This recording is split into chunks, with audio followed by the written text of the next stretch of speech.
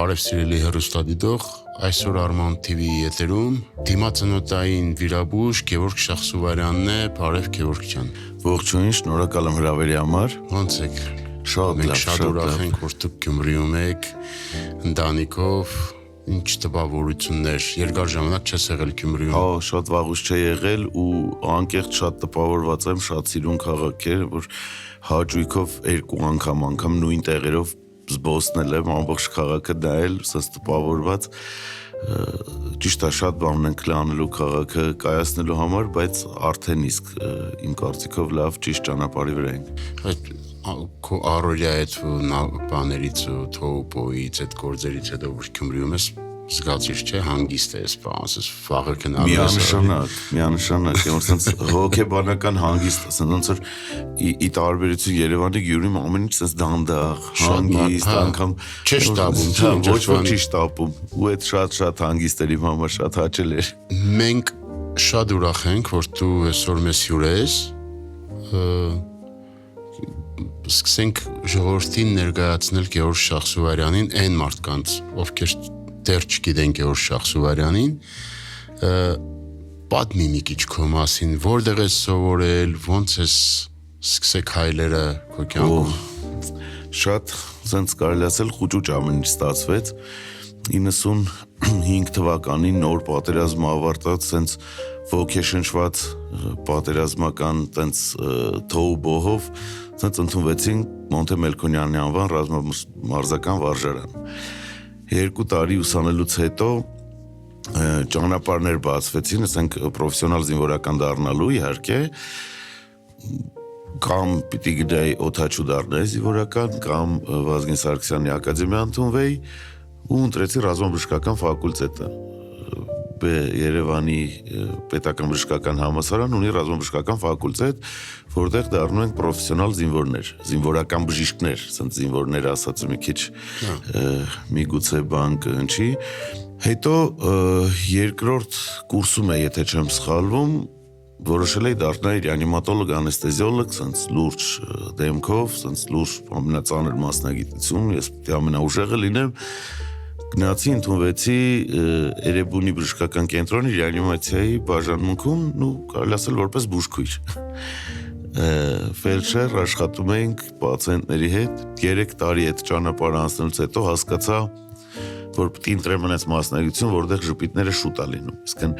երբ կարաս հիվանդին ամենաշուտը ժպիտը տեսնես, երկար նայելուց, ընտրելուց, որոնելուց հետո գտա իմ մասնագիտությունը դիմացնոտային վիրաբուժություն։ Քո առաջի դասատուն, այսպես ասած, ով է եղել, որը ամենաառաջինն է քեզ ոգեշնչել, քեզ տրամադրել ու վստահեցրել, որ վերջ դու արդեն պատրաստ ես քո առաջի քայլերին, լուրջ քայլերին։ Ու անուններ կդժվարանամ տամ, ունեց շատ հզոր ուսուցիչներ ունեմ, ասենք Յուրի Միխայելիչ, Գրիգորի Էմիլիչ, բավականին հզոր դեմքեր են դիմացնոտային ասպարեզում, որոնք որ մեծ ներդրում ունեն։ Բայց երևի իմ ամենամեծ ուսուցիչը երևի թե եղել է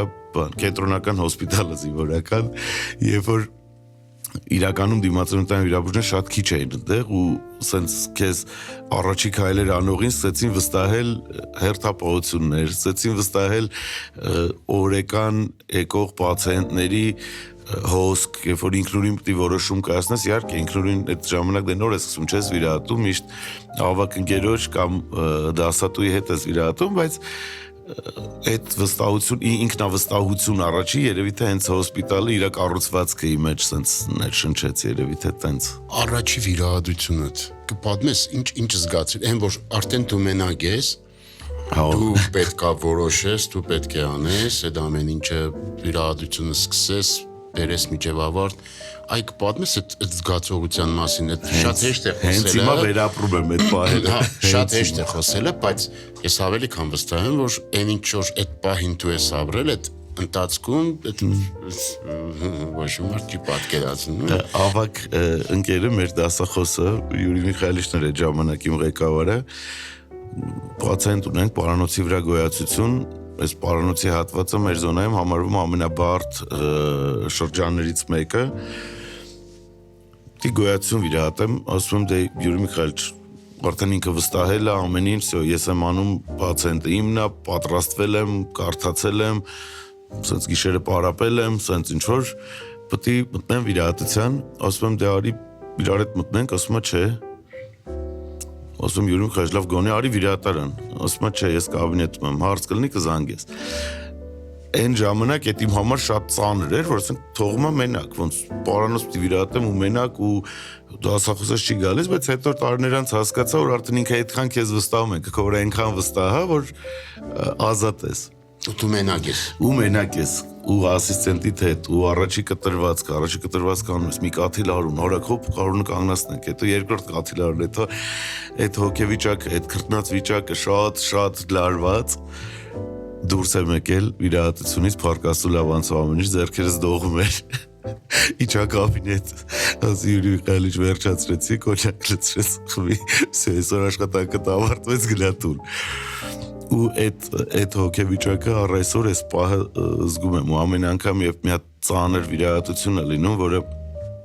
նու մանավանդ հրազենային վիրավորումները հիմնականում միշտ առաջի անգամ ես վիրահատում, այսինքն երբևիցե նման օրինակ դեպք չի լինում։ Ու տարբեր են իրար։ Ու միշտ տարբեր են։ Ու անընդհատ այդ նույն հոգեվիճակը դու կարաս, քեզ վստահել են, դու կարաս անկախ տարիքից, անկախ ստաժից, միևնույն է այդ զգացողությունը միշտ վերապրում ես։ 2006 թվական։ Հա, սիրելի տարիներ։ Մենք առաջի անգամ հանդիպեցինք իրար հետ միտեղ որտեղ որոշվել էր նկարել մի ֆիլմ Արցախի Սասունցի Դավիթ փողոցի վրա էր, եթե չեմ սխալվում էր տունը։ Այո։ Սլավիկի տունն էր։ Սլավիկի տունն էր, այո։ Նկարում էինք մի վախեցիր ֆիլմը։ Այո։ Ու հավաքվել էին այդ ֆիլմում են մարդիկ, ովքեր առաջի անգամ մտնում էին նման մեծ ծավալի, շատ մեծ ծավալի աշխատանքի մեջ ու բոլորիս համար փորձություններ է դա ամեն ինչը։ Շատ մենք հələ հասկացանք հայտնվում է Գևորգ Շախսուվարյան միտեղ, որտեղ անսպասելի պայեր կարող էր լինել, ինչի համար, թե եթե մարդը վնասվածք ստանար, չէ,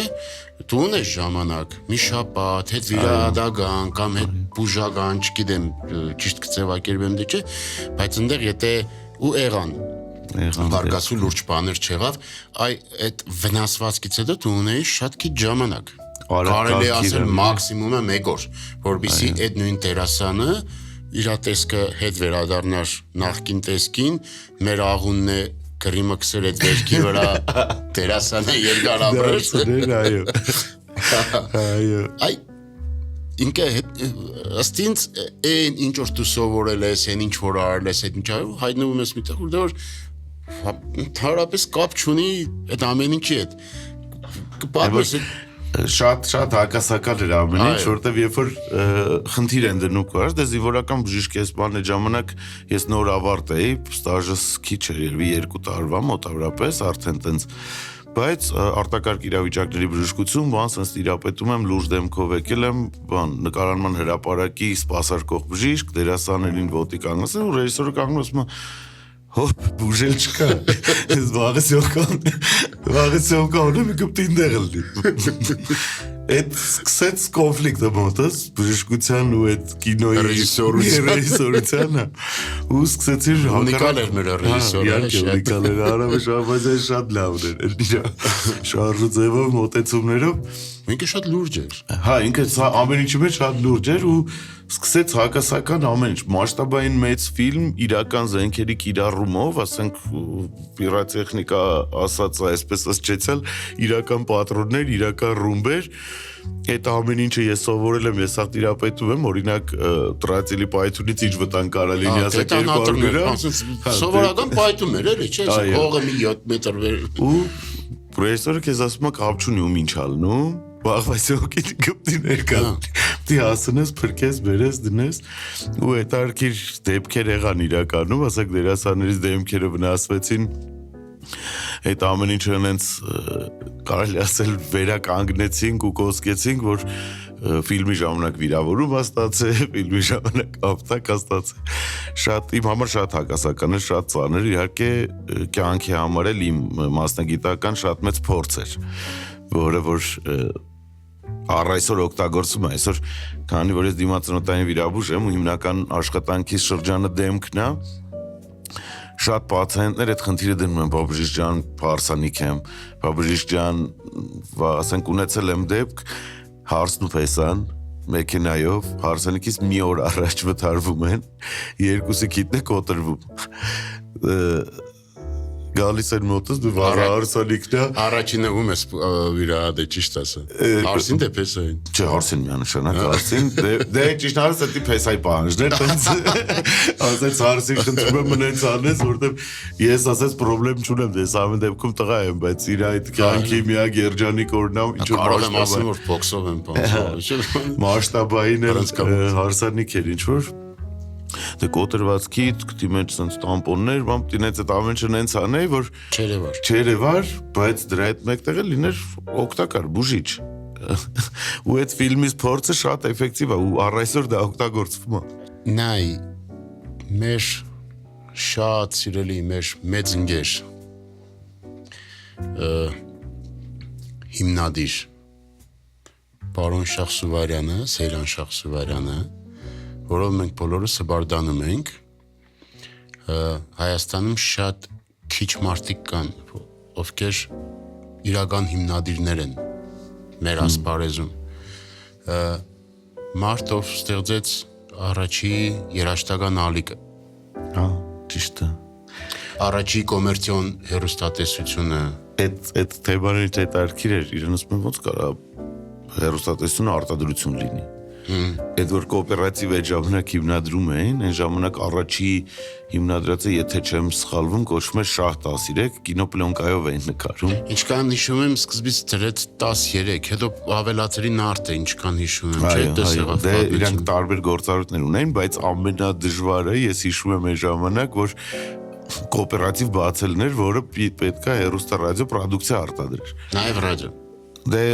ըստ լիցենզավորման թղթի, իհարկե ռադիո էլ ունեին,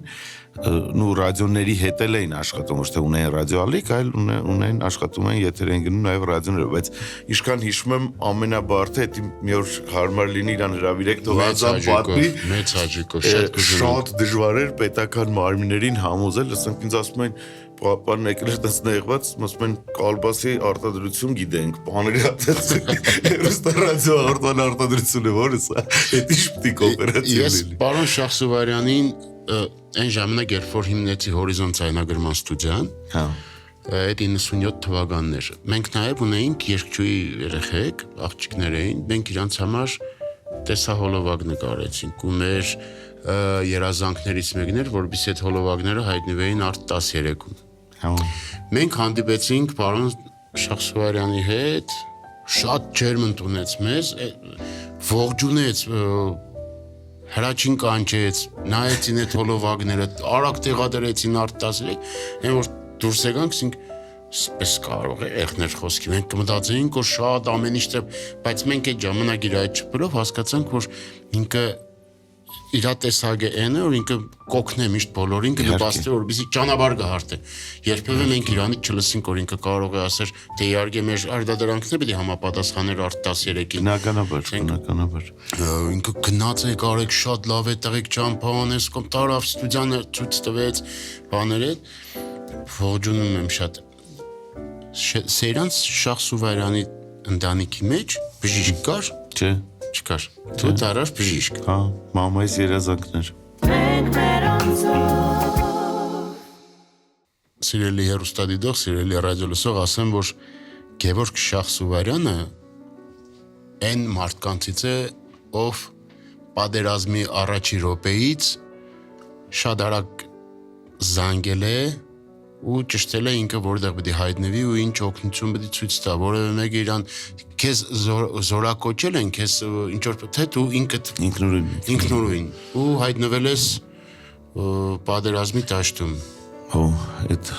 դժվար տարիներն էր։ Պատմես Առաջին անգամ երբ որ գնացի, այդ ժամանակ ճիշտ ասած ծառայում էի բանում, այդ ապրիլյան պատերազմներ։ Ապրիլյանի ժամանակ էլի դե պատերազմը բան հիմնական կամավորական սկզբունքով գնացինք, դե մեկը պիտի գնա բան, սենց ասացի ես կգնամ։ Վերցրեցեց սենց վիրահատական համազգեստով նստել եմ ուղղաթիռ ու թռել բան Արցախ։ 7-րդ օր շատ դաժան ծանր ժամանակաշրջան էր, որտեվ չնայած նրան, որ մենք թեորետիկ շատ սովորում էինք պատերազմն ինչ է, չնայած նրան, որ դե 20-ամյա փորձ ունեմ զինվորական բժշկության մեջ, ասենք հրազենային վիրավորներ շատ եմ տեսել, փոքր ընդհարումներ սահմանային, ասենք Տաուշում կամ Սիսիանում հաճախ էր լինում, գնում էինք տեղի հոսպիտալ, 1-2 պացիենտի տենց վիրավորի վիրահատում, բայց երբ որ բղսայական շարժ սկսվեց, ասենք այդ առաջի փորձս ապրիլյանում եղավ, ու երբ որ բերում են միաժամանակ 20 վիրավոր, ունես 4 վիրասրահ ու պետք է ինտրես ուն վիրահատես։ Այդ հոգեբանական ծանր պահերը դժվարությամբ եմ հիշում, բայց ամենածանր պահերն էր իմ համար ընտրությունը, ում վիրահատեմ, ում կփրկվի ես մեկը, թե չի փրկվի, թե սրան վիրահատեմ, ինչով սրան վիրահատեմ, են մեկը կմահանա, այդ մինչև այս պահը հիշում եմ, ամենածանրն էր։ Հետո արդեն քառորյա պատերազմ, 44-օրյա պատերազմի ժամանակ արդեն ես զորացրվել էի, արդեն քաղաքացիական կյանքում էի, առավոտյան 6-ներ, 7-ներ տունը արեստավոր կար եկել էր, նստած էինք, տենց սուրճ էինք խմում, մեր տեղի դիմացնոտային վիրաբուժի հետ խոսեցի հեռախոսով, զանգեց, ասի ինչ կա, ոնց եք, լարված եք, դե ասես լավ կլինի ստեղ լնես։ Այդ Ստեփանակերտի զինվորական հոսպիտալի դիմացնոտային վիրաբուժը Ռուբենը, հիմա ինքը Երևանում աշխատում, բավականին լավ դիմացնոտային վիրաբուժ է։ Ինքը բնավորությամբ շատ հանգիստ, ասենք ասես պատահական երբեք չի ասել, որ ասես լավ կլինի ստեղ կնես, հասկացա, որ ամեն ինչ դաժան է։ Կնոջս ասեցին էքստրինի պայուսակս բեր, ես մեր արեստավորը սենց նայում է ինձ կնոջս դե սուրճ ենք խմում իրար հետ, որ ինքը գործը սկսի, ինչ պատահեց, մեկ եկինս ասես դե պատերազմը սկսա գնում է պայուսակը վերցտվեց ու շարժվեցի ու ամեն ինչ տենց հանգիստ ու ծանր օրերը սկսվեցին։ Մենք ամեն դեպքում մեկին գիտենք, բայց վստահ եմ, որ այդ մեկից բացի կան նաև շատերը։ Ես կուզենայի այմյան խոսայինք են փոքրիկ մարկի մասին, են փոքրիկ բալիգի մասին, որ բոլորս շատ ցնցված, որ իրա ծնողները կպատմեին, որ մենք հույսերս կորցրել էինք այդ փոքրիկից, վերջ արդեն գնանք մեր բժիշկին, բայց ըստ երևույթին ինչքան ես հիշում եմ, բժիշկն էր գտել փոքրիկին, ոչ թե իրանք էին գտել բժիշկին, իրանք ընդհանրապես հույս չէին ունեցել, որ այդ երեխան կարող է երկար տարիների կյանք ունենա։ Այ կպատմես այդ մասին, ոնց եղավ։ Ճշտարից երեխուն միամիտ տեսա դուրսը, եթե չեմ սխալվում։ Ինչ էր երեխու մոտ, ինչ խնդիր էր։ Երեխու մոտ բնածին պարանոցի գոյացություն էր, որը իծն կար, որը այնքան էր մեծացել, որ արդեն քներակները փակել էր, երեխան համարյա գիտակցություն չուներ, քնքոտ էր, պարբերաբար անջատվում էր, տեղային ու դիրքային ինքը բարդ տեղ էր ու ներվիրահատական վնասելը ու երեխու կյանքը դադարեցնելը շատ հեշտ էր։ Ու երբ որ երեխային տեսա քաղաքում տենց միամիտ դուրս հա տենց միամիտ հանդիպեցի բարեձեզ ինչ ա եղել երկու դե մաման արդեն լարված նեղված եթե չեմ սխալվում հիվանդանոցից էին դուրս գրվել չեմ ասի հիվանդանոցի անունները որտեղից էին ճանապարհը ինչ էին ասել հիվանդանոցից դուրս էին գրվել տենց անտրամադիր ասի կլինի այդ հետազոտությունները բերեք նայեմ իմ մասնագիտությունն է եկան նայեցինք հետազոտեցի հետաքրքրվեցինք մի քիչ կարդացինք, մի քիչ միջազգային փորձ ուսումնասիրեցինք, ծնողներին կանչեցինք, սենց պայման դրեցինք։ Իրանք արդեն երեխուն հրաժեշտ են տվել, իրանք մտածում են այս նոր տարին այդ անում են ու վերջ երեխեն դի արդեն բան լինի, ոնց որ տենց հույս չունեին։ Աստի սենց է, կամ վիրահատում եք երեխեն ապրում է, կամ հենց վիրահատական սեղանին, այսինքն ընտրությունը էդ էր ծնողների, կոնկրետ մարկի պարագայում տենց էր, որտեղ արդեն շատ տարածուն էր, շատ ծանր էր, որ երկար մտածեցին, լացեցին, իրար հետ խոսեցին, որոշեցին վիրահատել։ Ու բնականաբար թիմ հավաքեցինք անոթային վիրաբույժների հետ, հուսեցինք վիրահատել։ Ինչքան տևեց իրադարձությունը։ Մոտ մի 5 ժամ երևի թե բավականին երկար տևեց իմ համար, ինձ պատերազմներից օրացրել են արագ աշխատել, ու 5 ժամը այդ իմ համար բավականին մեծ ժամանակ է վիրահատական, ու փառքաստու երեխան առեսօր ապրում է, մի քանի անգամ եկել է, բժշկին իրա տեսել է, ու արդեն մի տարի անց երեխան լրիվ խոսում էր, մինչև այդ չէր խոսում, ինքը անդադ խնկոտ էր, անդադ անջատվում էր, անդադ խոսքի ընթացքում եկել հոп, աչքերը կուլ էր գնում, Մարկի պատմությունը տենց էր, բնականաբար նման երեխաներ հաճախ են լինում, բայց ինքը այն ծանր դեպքերից մեկն էր, որը որ գիտակցաբար թե ծնողների, թե քո կողմից, որ կարող է վատ մահվան ելքով վիրահատություն ունենաս, իսկ այդ ամենածանրն է բժշկի համար, սկսում ես վիրահատություն։ Օրինակ մենք շատ կուզենանք, որ Գյումրիում ձեր այց ավելի շատ եղնի, ձեր պրակտիկան փորձի փոխանակում ավելի շատ եղնի, ինչ է պետք դրա համար, որ մեր կենտրոններում դուք ավելի շատ այցելեք, մեր բնակիչները ավելի շատ շփվեն ձեզ հետ եւ թե խորհրդատվություն ստանան, թե վիրահատության տեսքով եւ այլն ավելի։ Դրա համար ինչ է պետք։ Ցանկություն Ցանկություն ում կողմից։ Իմ հիվանդանոցի պարսպետարանի Ձեր կողմից կա, ես վստահ եմ, դուք այսօրվանից հետո վերջնական բանը կնիկը դերեցի։ Ես հաճախ եմ մարզեր պտտվում եմ, հանդիպում եմ, ասենք հիմնականում աշխատում եմ հանդիպեմ առաջին օղակի բժիշկների հետ, կոնկրետ դիմացոնային վիրաբուժությունից ենք զրուցում, երբ դիմեմ բժշկի, երբ կարելի է տեղում բուժել, երբ ուղարկել վիրահատման նման թեմաներով, փորձի փոխանակման, պարբերաբար պտտվում եմ, պարբերաբար նայում եմ, պարբերաբար շփվում եմ ու առ այսօր Իսկ Գյումրիից կան զանգեր թե։ Գյումրի դեռ չեմ հասցրել գամ։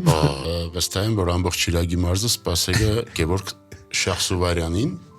ավելի կան վստահ եմ։ Ուզում եմ խոսեմ քո հրաշք ընտանիքից։ Հրաշք ընտանիքս։ Այո։ Կինոտ բժշկուհի չէ։ Չէ։ Ես կարծում եմ, չի կարելի որ բժիշկի հետ ամուսնանալ։ Ահա։ Ոնց կարծել ես, պես արել ես։ Սուբյեկտիվ շատ, այո։ Երեխաներից ունեմ 1 դուստր, 3 տղա։ 4 հրաշք ունես տան։ 4 հրաշք ունեմ տան մեջ։ 4-ից կան ընտրած բժշկական ճանապարհ։ Դեռ ոչ։ Դեռ ոչ։ Իսկ ուզենաս։ Չեմ բռնանա իրանց կարծիքին։ Կթողեմ իրանց կարծիքը։ Իհարկե կուզեմ իմ ոնց որ բժշկությունը ինքը ընտանիքի պես է, դու պիտի միշտ հետնորդ թողես, այսինքն սովորացնես, որտեվ բժշկության մեջ միայն կարդալով, ինքնակրթությամբ կամ բուհերում լսելով դառնալ լավ պրակտիկ բժիշկ բավականին բարդ է։ Պիտի ունենաս հետնորդ։ Փառք Աստծո, ունեմ ուսանողներ, որոնք արդեն ինքնուրույն աշխատում են, որոնք արդեն անհատական անուններ են Հայաստանում դիմացոնային վիրաբուժության մեջ, կուզեմ, որ իմ հարազատ զավակներից մեկն էլ իհարկե այդ հետնորդներից լինի, բայց ընտրությունը իրանց պետք է լինի։ Իսկ քո կինը կուզի թե ոչ, իր մասնագիտությունն ընդրեն։ Ես գիտեմ, որ ինքը